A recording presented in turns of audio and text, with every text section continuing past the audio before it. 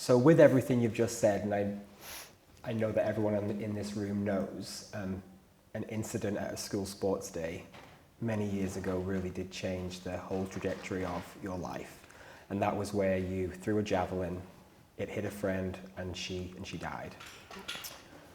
None of us could imagine having to live a life post that. And the title of the book is so appropriate because you are here now embracing all of that. But how did that alter your life?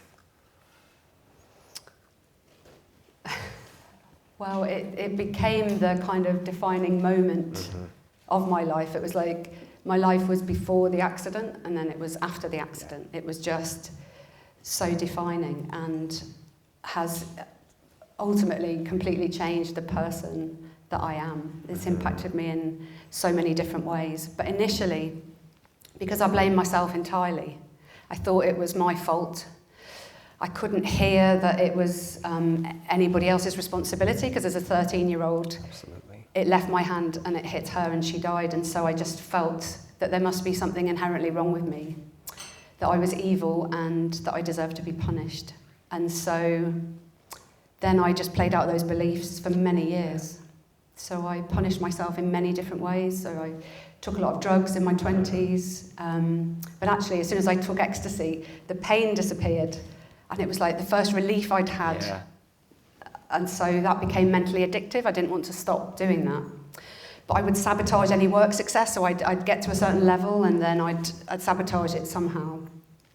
And I was in a lot of very destructive relationships with men, or boys probably, back then. So the beliefs, and this is what I've realised, is that those beliefs really became the kind of foundations of my life, and I played them out in so many destructive ways. But on the surface, and I know there's people here from all parts of my journey today who knew me back then and would say, but you seem so confident, because I got so used to putting on that mask. Yes. And being the person that I thought people wanted to see, but inside really just falling apart and feeling like a fraud, just feeling like one day someone was going to find out and all those cards were going to come falling down. And it was only when I had the PTSD diagnosis that I realised that all of the behaviours I'd been exhibiting were completely natural from a major trauma. I feel emotional, but it was such a thing for me to realise. The therapist said to me, what you've had is a completely normal reaction to a very abnormal event.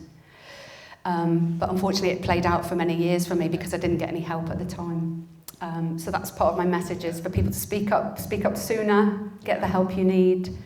Don't live in shame as I did, because shame can only exist in silence. If you talk about it, there is no shame. So that's why I'm putting myself in front of everybody here and also on a bigger platform, just so that people can share.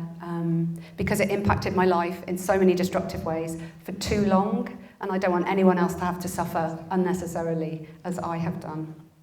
But I know there's a path out of it. Yes. One hell of a path, but it does lead to happiness. Yes. And so, I can be here as living proof and say, look, if I can go through all of that and be here today and genuinely be smiling, then I'd really like to share how I got here with you. Amazing.